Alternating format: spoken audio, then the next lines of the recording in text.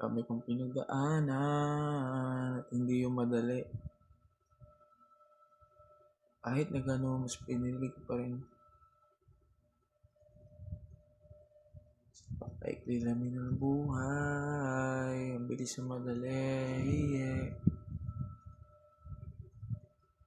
Kasi ganyan lang ang buhay, huwag mainipin kung ano ang parating. Di dapat isipin, may mangyari mang mali. Ka magbabawi, yan ang dapat isipin.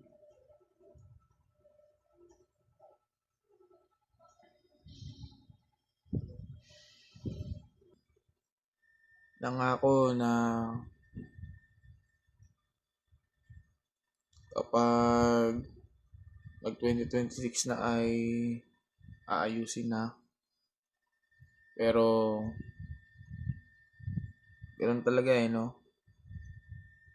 Sabihin natin na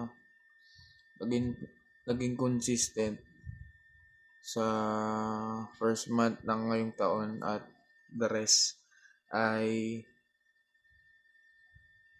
naging paulit-ulit na naman yung nangyayari. Paulit-ulit na mali.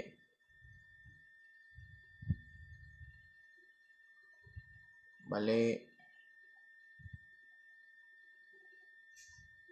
Mali. Pero ganun pa man ay andun pa rin yung point na nagtatry pa rin eh. Nagtatry pa rin, pinipilit pa rin lumaban sa buhay kahit pa paano. Marami nagsasabi na uy, bakit ganyan ka lang? Wala ka mong plano sa buhay. Pero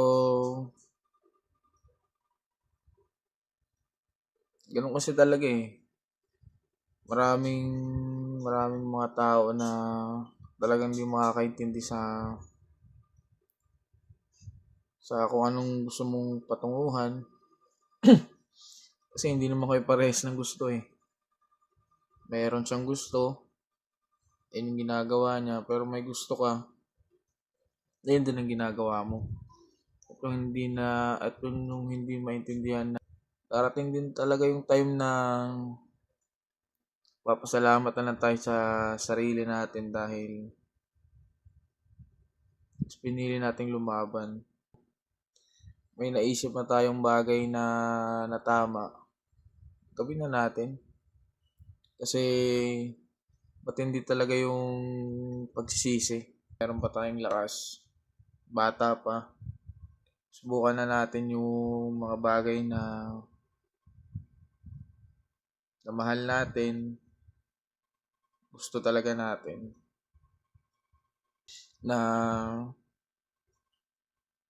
yan talaga eh. Hindi talaga mawawala yung mga taong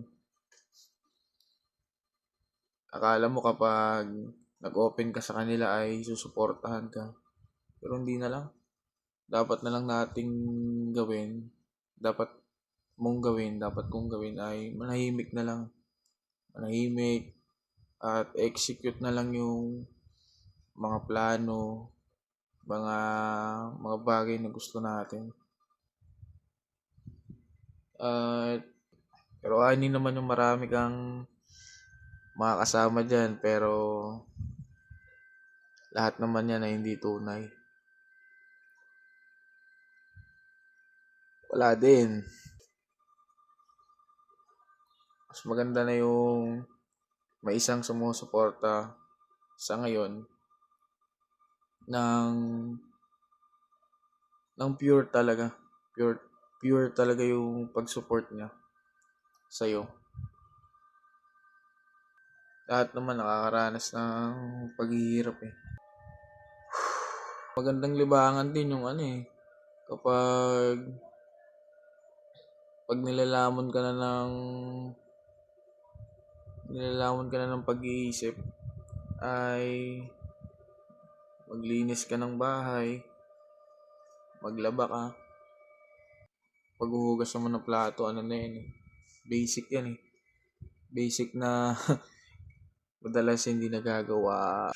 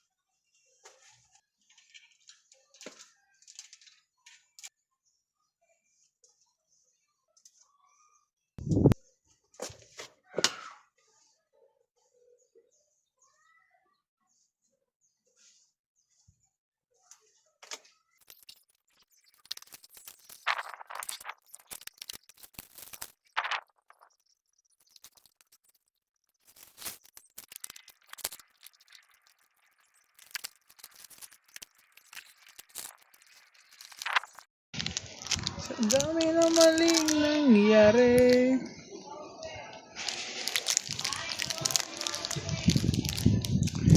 salita,